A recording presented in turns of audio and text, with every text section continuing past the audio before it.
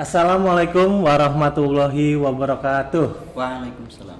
Oke, kembali lagi dengan podcast SMA Negeri 1 Astana Japura. Nah, untuk kali ini, podcast SMA Negeri 1 Astana Japura akan membahas tentang mata pelajaran geografi. Di depan saya sudah ada pembicara atau narasumber yang sangat luar biasa sekali.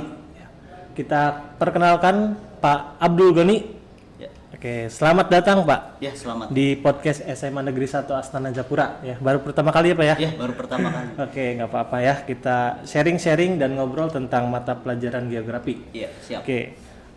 Perlu sobat podcast ketahui di mata pelajaran geografi ataupun di jurusan geografi itu ada yang namanya salam geografi. Ya, nanti kita akan praktekkan. Siapa Goni? Siap. Oke. Salam geografi. Lestari bumiku. Salam geografi. Lestari bumiku. Salam geografi. Lestari bumiku. Oke, itu ya. Jadi ada ciri khas di geografi itu salam geografi. Mungkin di mata pelajaran yang lain ataupun di jurusan-jurusan yang lain juga mungkin akan sama kayak gitu ya. Ataupun ciri khasnya masing-masing. Oke, untuk pertama ini saya akan memperkenalkan diri terlebih dahulu. Saya dengan Muhammad Fakih Firdaus selaku guru geografi di SMA Negeri 1 Astana Japura, dan juga di depan saya sudah ada narasumber. Kali ini saya akan membacakan kurikulum vitae ataupun riwayat dari Pak Abdul Goni ini ya. Izin ya Pak ya? Boleh. Oke, nama beliau adalah Abdul Goni SPD.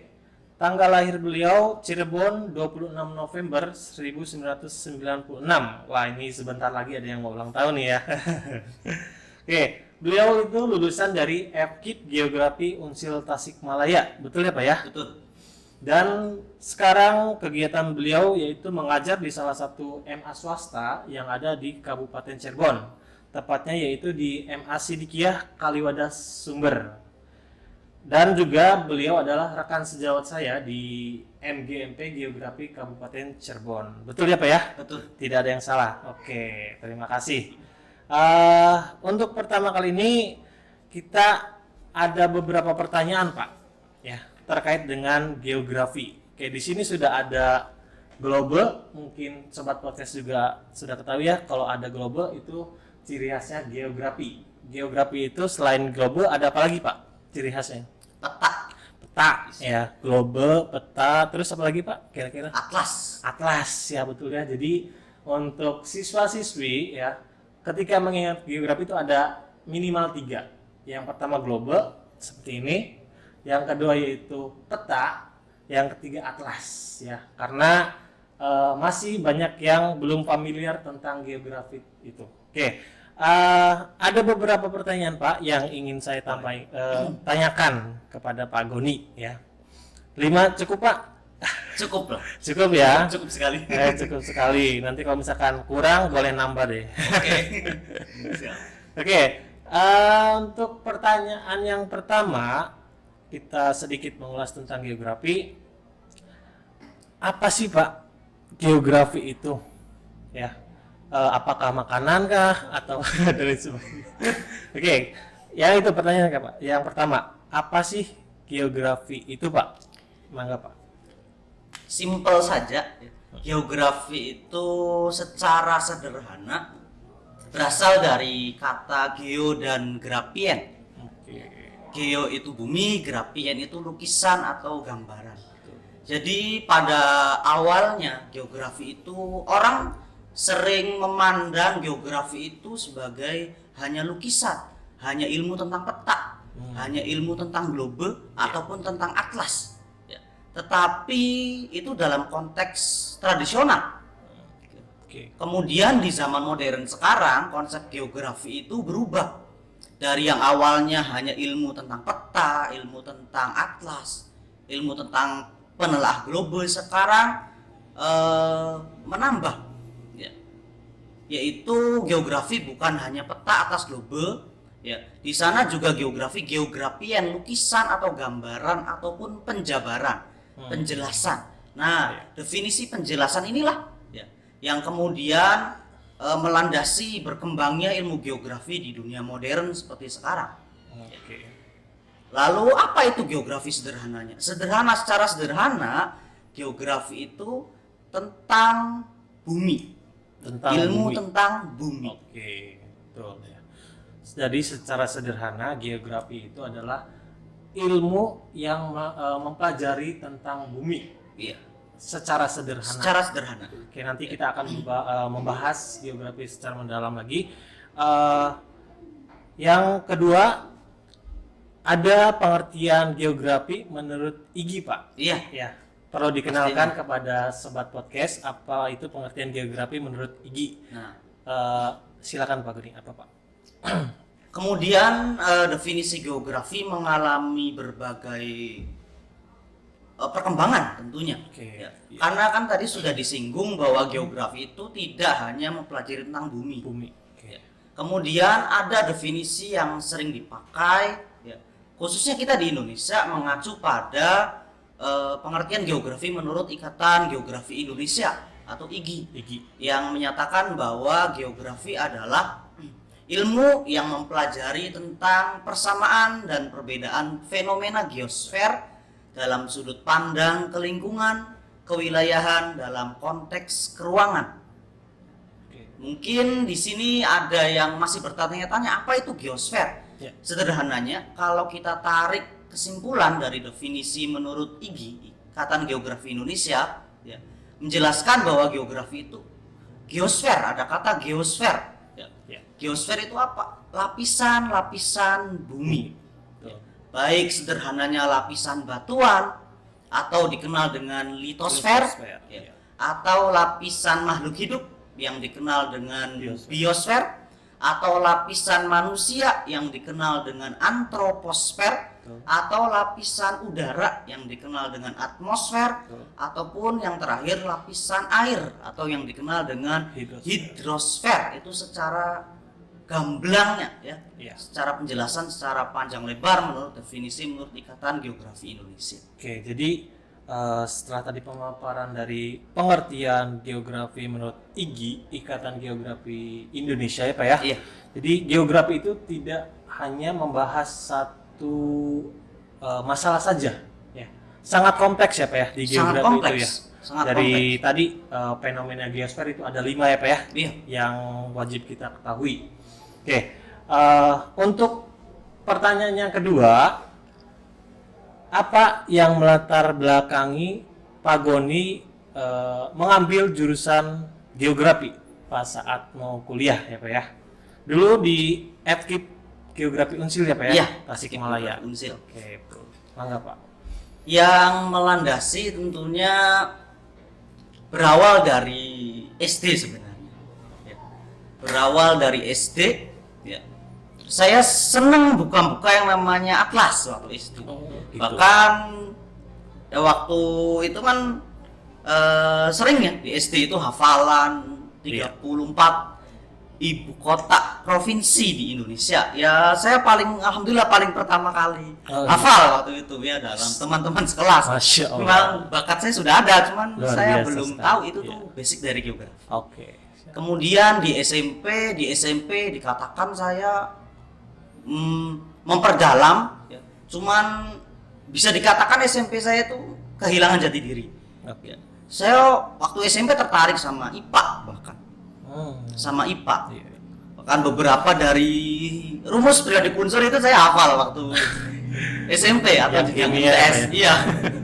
IPA ya. Saya kehilangan jati diri geografi saya. Kemudian setelah itu SMA ya, MA iya. atau MA saya ngambil jurusan IPS ya, karena ternyata setelah saya cari tahu IPA itu lebih banyak hitungan, sedangkan saya waktu itu basicnya lemah di hitungan. Oke, iya. Ketika saya MA atau jenjang SMA saya kelas 11 memilih jurusan IPS. Ya. Dari situlah saya belajar, oh ternyata yang saya sukai dari SD itu dipelajari lebih dalam ilmu geografi. Makanya saya belajar, alhamdulillah ketika kelas 2 saya ikut kompetisi sains madrasah tahun 2014 dan juara 1 se-Kabupaten Cirebon. Masya Allah. Kemudian lanjut tingkat provinsi di tahun yang sama, alhamdulillah di tingkat provinsi pun dapat juara harapan 2. Dari situ saya mencoba untuk berkomitmen, wah ini kayaknya geografi ini hidup saya. Masya Allah, luar biasa. Alhamdulillah sampai kuliah mendapatkan bidik misi. Iya. Alhamdulillah. Sangat inspiratif sekali ya sahabat podcast, cerita dari beliau ini, Pak Goni ya. Oh ya, tadi saya lupa bahwasanya beliau ini sangat luar biasa sekali ya. Jadi narasumber yang saya undang ini bukan kaleng-kaleng. Tadi saya sempat terlupakan untuk membacakan beberapa prestasi beliau ini ya. Yang pertama itu beliau ya juara pertama KSM ya Pak ya? Iya. KSM Geografi tingkat Kabupaten Cirebon tahun 2014 ya. Oke, itu untuk yang pertama. Yang kedua, pada saat kuliah Pak Goni ini menjadi juara 1 lomba ranking 1 yang dulu masih viral ranking 1 ya, sejurusan geografi ya Pak, iya. Waktu tahun 2017 ya Pak ya, 17. Iya.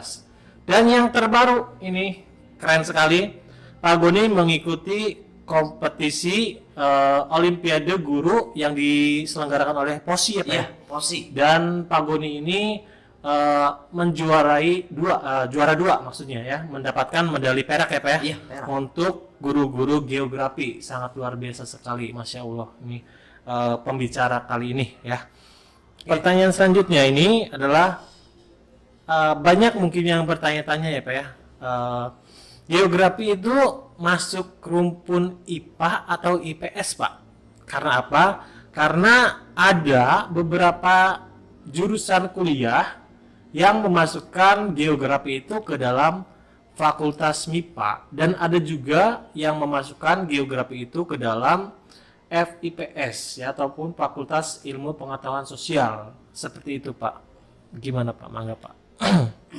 Kalau menurut saya pribadi ya, dan beberapa literatur yang saya baca ya, geografi itu sejatinya ya, mengacu, kalau kita kan berbicara dunia pendidikan, iya, ya, dan mengacu kepada dunia pendidikan juga, bahwa kurikulum yang ada tentunya ya, bahwa geografi itu masuk ke IPS, dan sejatinya geografi itu masuk IPS.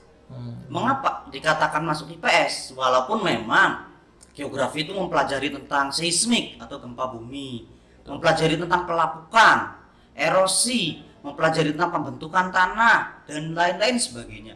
Tetapi sejatinya kita mempelajari itu semua, pelapukan, erosi, gempa, tsunami, kita kaitkan dengan yang namanya kehidupan sosialnya.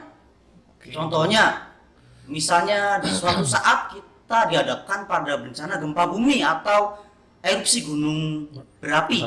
Kan kita di Cirebon kan juga ada ancaman erupsi gunung berapi atau gunung meletus karena kita dekat dengan Gunung Ciremai. Ya. Ketika kita dihadapkan pada situasi itu, situasinya namanya situasi bencana, tapi bagaimana sikap kita ketika dihadapkan pada situasi bencana? Dalam hal ini artiannya kita belajar apapun di geografi tetap dikaitkan untuk kehidupan sosial. Itu pertama, alasan pertama mengapa geografi masuk IPS. 2 alasan saja, sebenarnya banyak sih. Yang alasan kedua, yang dipelajari geografi yaitu tempat manusia tinggal. Ini yang menyebabkan juga geografi masuk rumpun IPS, buminya. Kemudian bukan hanya buminya juga, manusia melakukan aktivitas di dalamnya juga. Itu. Makanya geografi cocok banget nih menurut saya, dan telah kurikulum yang ada di dunia pendidikan bahwa geografi itu sejatinya masuk IPS. Adapun ada beberapa perguruan tinggi yang memasukkan geografi rumpun IPA ya tidak masalah sebenarnya, karena geografi juga mempelajari tentang fisik buminya. Itu seperti itu. Oke, jadi menurut Pak Goni, geografi itu ketika mempelajari geografi selalu dikaitkan juga dengan sosial. Ya, kenapa di kurikulum kita ini geografi masuk ke dalam rumpun IPS begitu ya Pak ya? IPS. Oke, terima kasih Pak jawabannya. Untuk pertanyaan selanjutnya, geografi itu susah nggak sih Pak? Ya, jadi ada hafalan kah? Atau hitung-hitungannya kah? Tadi kan Bapak menyebutkan di awal, saya kurang suka IPA karena saya menghindari hitung-hitungan ya gitu ya. Iya, iya. Oke, mangga Pak, silakan Pak. Oke. Untuk geografi dikatakan susah atau tidak sebenarnya relatif, tergantung kemampuan dari siswa ya, Oke. untuk menangkap pelajaran geografi. Tapi kalau siswa itu dibekali rasa ingin tahu, yang paling pertama ya membuat kita mengerti akan pelajaran siswa apapun pelajaran sebenarnya, yang penting ada rasa ingin tahu ya, insya Allah kesananya bakal mudah ya, termasuk kita dalam mempelajari geografi juga ya. Kalau menurut saya pribadi geografi itu gampang-gampang susah sebenarnya, bisa dikatakan gampang karena geografi itu realita, mempelajari tentang realita kehidupan kita dalam aktivitas hidup itu selalu secara tidak langsung kita terkait sama fenomena geosfer sama geografi, Bersinggungan langsung. bersinggungan ya, Pak? langsung Oke, ya. oke.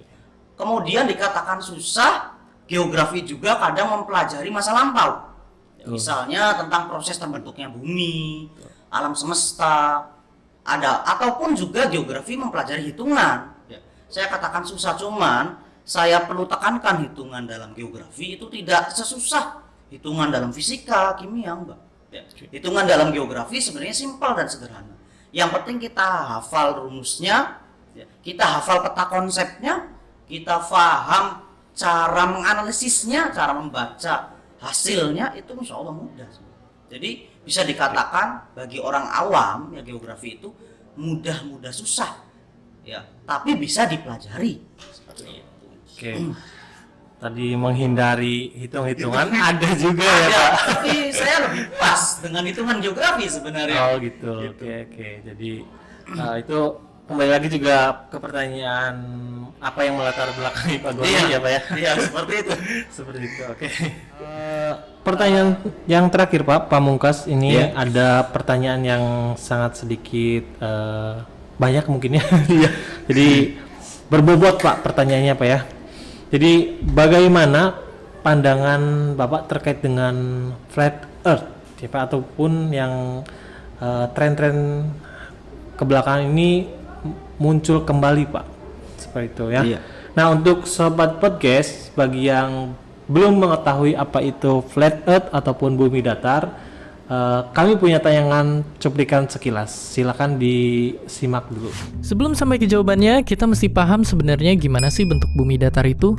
Oke, jadi katanya bumi ini bentuknya kayak piring yang melaju ke atas dalam kecepatan tetap, di mana matahari serta bulan berputar di atas bumi. Jawabannya banyak hal. Beda sama bumi bulat, bentuk bumi yang datar bikin gravitasi jadi fiksi. Karena sifatnya yang menarik ke pusat gravitasi, seharusnya benda sebesar bumi itu bentuknya bulat. Bayangin ini kayak mainan lilin yang kita tekan pakai dua tangan, pasti lilin itu akan jadi bulat. Nah, Pandangan saya ya mungkin agak sedikit panjang saya untuk menyampaikan hal ini. Oke, tidak apa-apa, silakan. Ada dua pandangan karena kita makhluk rasional. Karena manusia itu kan makhluk rasional dan makhluk agamis. Ya. Saya akan gunakan dua pendekatan. Pertama pendekatan rasional atau ilmiahnya. Ya. Yang kedua pendekatan agamis atau secara bayan, secara baik bayan ilahi dari ayat Al-Qur'annya. Insya Allah. Seperti insya Allah. Ya. Pertama dari segi ilmiah, ya. Kita masih sepakat bahwa bentuk bumi itu bulat. Itu kita masih sepakat. Dimanapun, di negara manapun sepakat ya. Walaupun memang ada komunitas mereka yang mengatakan, ada komunitas flat earth ya, yang menyatakan bahwa bumi itu datar. Tapi mayoritas orang masih menganggap bahwa bumi itu Bulat. bulat dan teorinya masih seperti itu ya. di sekolahan, di universitas, dimanapun perguruan tinggi, teorinya masih seperti itu. Betul. Itu pertama dari segi logika atau dari segi ilmu. Nah, ini salah satunya nih, yaitu global. Global masih dibuat bidangnya seperti ini, ya. Ya. Sampai kapanpun kalau memang teori bumi bulat itu benar, ya bentuknya seperti ini. Oke. Yang kedua, ya, adanya arus konveksi dari dalam bumi, ya. Pergerakan lempeng, nanti arus konveksi nanti bersinggungannya dengan pergerakan lempeng. Ya. Lempeng-lempeng bergerak, adanya gempa bumi sendiri itu kan bukti bahwa lempeng bergerak. Betul. Adanya gunung itu bukti bahwa lempeng bergerak. Lempeng digerakkan oleh apa? Oleh arus konveksi. Arus konveksi berasal dari mana? Dari lapisan astenosfer bumi. Mungkin yang adik-adik yang kelas 10 nanti belajar tentang lapisan-lapisan bumi. Ada litosfer, ada astenosfer. Astenosfer ini lapisan kedua, ya. Lapisan kedua bumi, ya. Nah ini litosfer, ini lapisan kerak, ya. Kemudian di bawah litosfer ada astenosfer, lapisan kedua, Ya. di mana di dalamnya itu terdapat, kalau kita katakan bank magma atau dapur magmanya. Dapur Ya, magma. dapur magma yang sangat panas sekali dan tebal. Bayangkan kita hidup di lapisan litosfer kerak, cangkang, Ya. kemudian lapisan kedua tebal panas, maka memicu kemungkinan, ya, lapisan litosfer ini bergerak. Betul. Ya. Sangat memicu kemungkinan, makanya adanya gempa bumi. Untuk meredam pergerakan itu adanya gunung. Ya. Jadi fungsi gunung itu sebagai meredam supaya bumi ini tidak berguncang setiap saat. Ya. Itu fungsinya. Ya. Dan teori ini sudah ada di dalam buku The Earth. Ya. Ada. Ya. Nah ini bukti kalau bentuk buminya datar, di mana letak lapisan astenosfer? Ya. Masa magmanya ke bawah? Kalau bumi datar, bagaimana terbentuknya gunung? Betul. Kalau buminya datar, bagaimana terjadi gempa bumi? Kita kan sebagai manusia oleh Sang Pencipta disuruh berpikir. Bahkan di Al-Quran itu kita diingatkan, ya, 32 kali untuk berpikir. Ya, fungsinya apa? Ya, untuk mentadaburi apapun ciptaan dari Tuhan. Seperti itu. Oke. Jadi menurut pembahasan Pak Guni tadi sudah disepakati ya bahwasannya yang masih saat ini eksis tentang bumi itu adalah bumi bulat ya Pak Guni ya, Iya, ataupun berbentuk global. Jadi yang datar itu cukup sikapi aja ya Pak ya. Ya, Bumi masih tetap bulat. masih tetap Bulat ya. seutuhnya. Kayak Seutuhnya. gitu. Ya. Yang kedua dari segi agama. Ya, tadi kan dua pendapat tadi dari segi ilmiahnya. Ilmiah. Iya. Yang kedua dari segi agama. Secara tidak langsung banyak, ya, tafsir Al-Qur'an yang menyatakan kita kan sebagai orang beragama dan agama kita Islam, Ya. kita harus yakin dengan kitab suci kita. Betul. Ya. Bahkan menjadi syarat sebuah keimanan. Ya. Kita yakin kepada kitab suci kita. Ya. Di dalam ayat-ayat Al-Qur'an banyak sekali yang menyinggung, ya, tentang bentuk bumi, terutama bulat. Tapi bukan berarti bulat banget, ya. Ya. Agak memepat, ya, agak memepat, ya, agak mengerucut di kedua kutubnya, atau dikenal dengan istilah geosferodal. Geosferodal. Ya, Ya. geosferodal. Pemahaman bumi bulat juga terdapat di dalam Al-Qur'an. Coba. Jadi Al-Qur'an secara tidak langsung menyatakan bahwa bumi itu bulat. Terdapat di surat Abasa, ayatnya berbunyi Bismillahirrahmanirrahim, wal ardu ba'da dzalika dahaha. Wal ardu ba'da dzalika dahaha, dan bumi setelah kami bentuk dahaha. Dahaha itu berasal dari kata dahun. Dahun itu kalau kita bedah dari sastra Arabnya, dahun itu artinya isim. Isim itu kata benda. Dahun itu bermakna telur burung unta. Nah, telur burung unta, saudara bisa searching telur burung unta, bentuknya kayak gimana? Ya, bentuk telur burung unta itu sama dengan bentuk bumi. Ya. bentuknya lonjong, bulat, agak lonjong di kedua sisinya, di kedua kutubnya. Itu bentuk bumi. Ya. Kemudian bukti yang kedua, ya, yang menyatakan bahwa bumi itu bulat terdapat di Al-Quran, ya. Juga, ya, ada kata-kata saya ingat, ya, yukawwirul laila 'alan nahar wa yukawwirun nahara 'alal lail. Dia yang memasukkan siang ke malam dan memasukkan malam ke siang. Yukawiru, kawaro, yukawiru, ada kata kawaro, ya. Kawaro, yukawiru, ya. Memasukkan, artinya memasukkan di sini dalam tafsir dijelaskan bahwa bentuk bulat kemudian dimasukkan, seperti itu. Kita kan sepakat bahwa siang dan malam yang disinggung dalam Al-Quran tadi memasukkan malam ke dalam siang dan siang ke dalam malam. Memasukkan di sini artinya ada objek yang silih berganti. Pergantian. Pergantian, dan pergantian ini senantiasa statis. Statis setiap saat. Konstan. Ya. 24 jam. Terus menerus seperti itu. Ya. Kata yukawiru di sini, ya, artinya memasukkan siang ke dalam malam. Makna lebih jelasnya, ya, memasukkan itu atas dasar bentuk sesuatu itu yang bulat, bukan atas dasar sesuatu itu berjalan, bukan. Kalau sesuatu itu berjalan, berarti kita katakan sesuatu itu berjalan matahari, berarti matahari berjalan mengelilingi bumi, tidak. Tapi maksudnya sesuatu itu yang maksudnya buminya yang melakukan gaya sehingga menyebabkan terjadinya siang dan malam. Kita katakan saja rotasi bumi. Jadi kalau bentuknya bumi datar, kan kita sudah mungkin ada beberapa dari pendengar yang sudah melihat tentang flat earth, bumi datar, matahari yang berjalan. Tapi bukan seperti itu yang dimaksud yukawiru di sini. Yukawiru di sini buminya yang bekerja, buminya yang melakukan aksi untuk perpindahan malam ke siang maupun siang ke malam. Seperti itu. Kata yukawiru di sini, makanya ini yang melandasi, wah, bentuk bumi itu bulat, buktinya ada rotasi bumi. Kalau bentuk bumi datar kan tidak ada rotasi, melainkan mereka berkeyakinan matahari lah yang berputar. Seperti itu. Jika mengingat ke belakang, ya Pak, di dulu yang eksis itu adalah geosentris, ya Pak, ya. Iya.